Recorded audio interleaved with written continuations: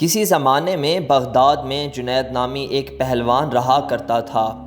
پورے بغداد میں اس پہلوان کے مقابلے کا کوئی نہ تھا۔ بڑے سے بڑا پہلوان بھی اس کے سامنے زیر تھا۔ کیا مجال کہ کوئی اس کے سامنے نظر ملا سکے۔ یہی وجہ تھی کہ شاہی دربار میں اس کو بڑی عزت کی نگاہ سے دیکھا جاتا تھا اور بادشاہ کی نظر میں اس کا خاص مقام تھا۔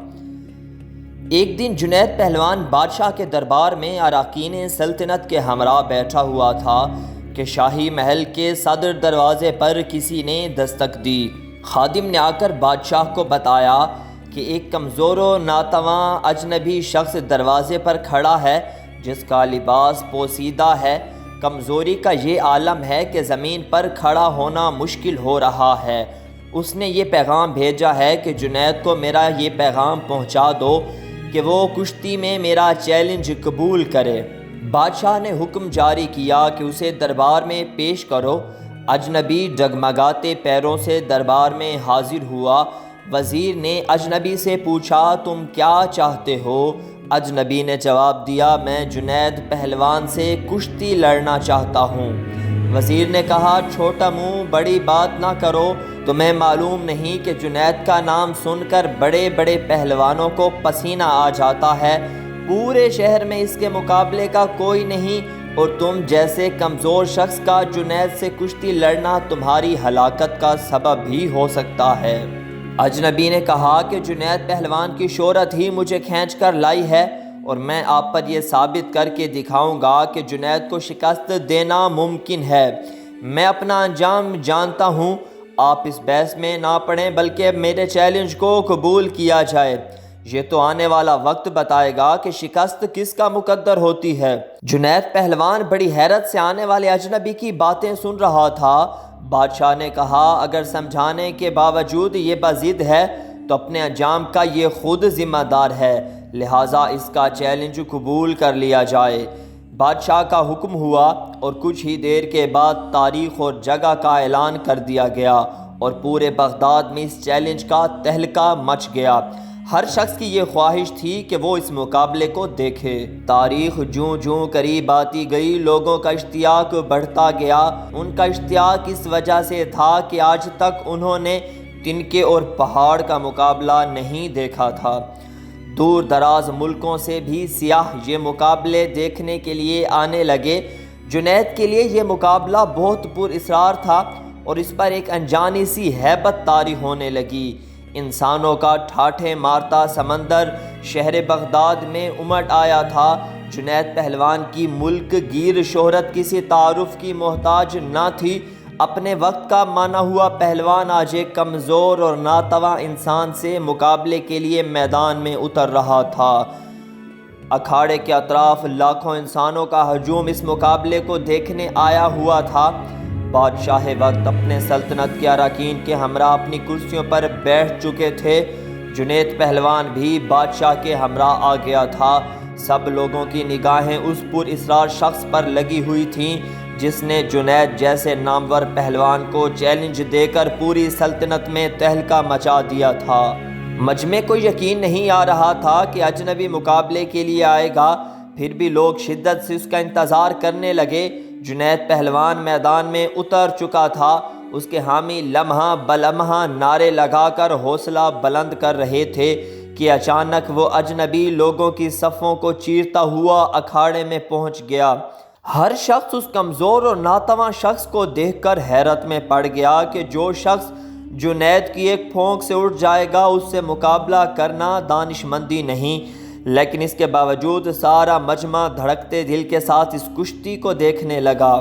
کشتی کا آغاز ہوا، دونوں آمنے سامنے ہوئے، ہاتھوں میں ہاتھ ڈالے گئے، پنجہ آزمائی شروع ہوئی۔ اس سے پہلے کہ جنید کوئی داؤ لگا کر اجنبی کو زیر کرتے، اجنبی نے آہستہ سے کہا اے جنید ذرا اپنے کان میرے قریب لاؤ، میں آپ سے کچھ کہنا چاہتا ہوں۔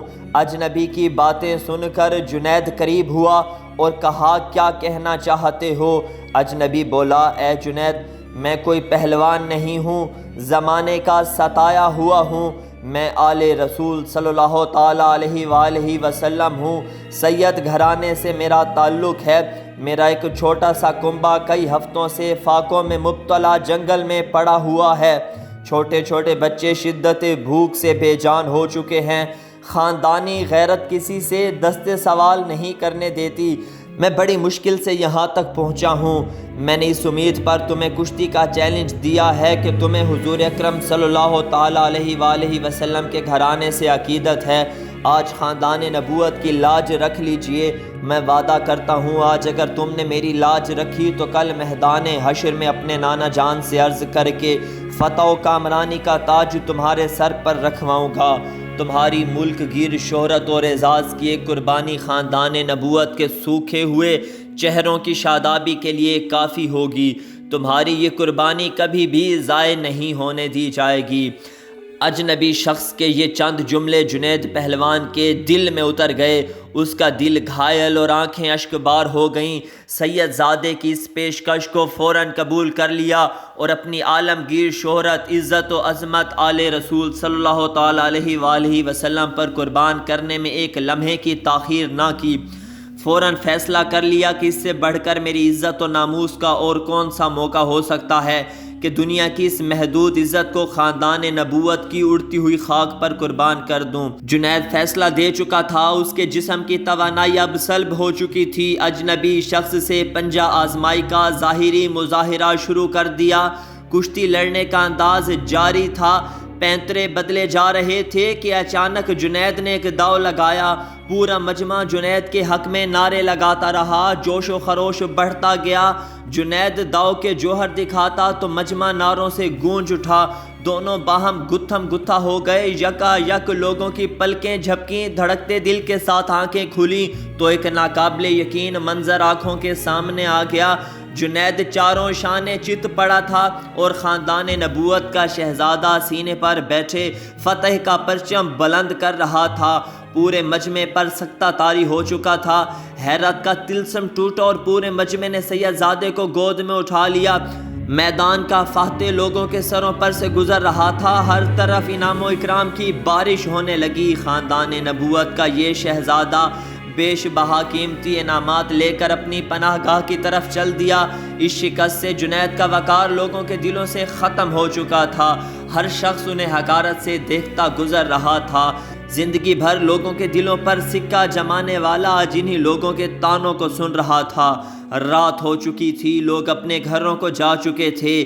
عشاء کی نماز سے فارغ ہو کر جنید اپنے بستر پر لیٹا۔ اس کے کانوں میں سید زادے کے وہ الفاظ بار بار گونجتے رہے، آج میں وعدہ کرتا ہوں اگر تم نے میری لاج رکھ لی تو کل میدان محشر میں اپنے نانا جان سے عرض کر کے فتح و کامرانی کا تاج تمہارے سر پر رکھواؤں گا۔ جنید سوچتا کیا واقعی ایسا ہوگا؟ کیا مجھے یہ شرف حاصل ہوگا کہ حضور سرور کونین حضرت محمد مصطفیٰ صلی اللہ تعالیٰ علیہ وآلہ وسلم کے ہاتھوں سے یہ تاج میں پہنوں؟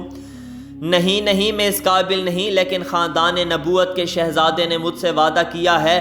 جنید کو آل رسول کے شہزادے کے وعدے پر یقین تھا۔ یہ سوچتے سوچتے جنید نیند کے آغوش میں پہنچ چکا تھا۔ نیند میں پہنچتے ہی دنیا کے حجابات نگاہوں کے سامنے سے اٹھ چکے تھے۔ ایک حسین خواب نگاہوں کے سامنے تھا اور گنبد خضرا کا سبز گنبد نگاہوں کے سامنے جلوہ گر ہوا، جس سے ہر سمت روشنی بکھرنے لگی۔ ایک نورانی ہستی جلوہ فرما ہوئی جن کے حسن و جمال سے جنید کی آنکھیں خیرہ ہو گئیں۔ دل کیف و سرور میں ڈوب گیا۔ در و دیوار سے آوازیں آنے لگیں، الصلاۃ والسلام علیکہ یا سیدی یا رسول اللہ۔ جنید سمجھ گئے یہ تو میرے آقا ہیں جن کا میں کلمہ پڑھتا ہوں۔ فوراً قدموں سے لپٹ گئے۔ حضور اکرم صلی اللہ تعالیٰ علیہ وآلہ وسلم نے فرمایا، اے جنید اٹھو، قیامت سے پہلے اپنی قسمت کی سرفرازی کا نظارہ کرو۔ نبی زادوں کے ناموس کے لیے شکست کی ذلتوں کا انعام قیامت تک قرض نہیں رکھا جائے گا۔ سر اٹھاؤ، تمہارے لیے فتح و کرامت کی دستار لے کر آیا ہوں۔ آج سے تمہیں عرفان و تقریب کے سب سے اونچے مقام پر فائز کیا جاتا ہے۔ تمہیں اولیاء کرام کی سروری کا اعزاز مبارک ہو۔ ان کلمات کے بعد حضور سرور کونین حضرت محمد مصطفیٰ صلی اللہ تعالیٰ علیہ وآلہ وسلم نے جنید پہلوان کو سینے سے لگایا اور اس موقع پر حضور صلی اللہ تعالیٰ علیہ وآلہ وسلم نے حالت خواب میں جنید کو کیا کچھ عطا کیا اس کا اندازہ لگانا مشکل ہے۔ اتنا اندازہ ضرور لگایا جا سکتا ہے کہ جب جنید نیند سے بیدار ہوئے تو ساری کائنات چمکتے ہوئے آئینے کی طرح ان کی نگاہوں میں آ گئی تھی۔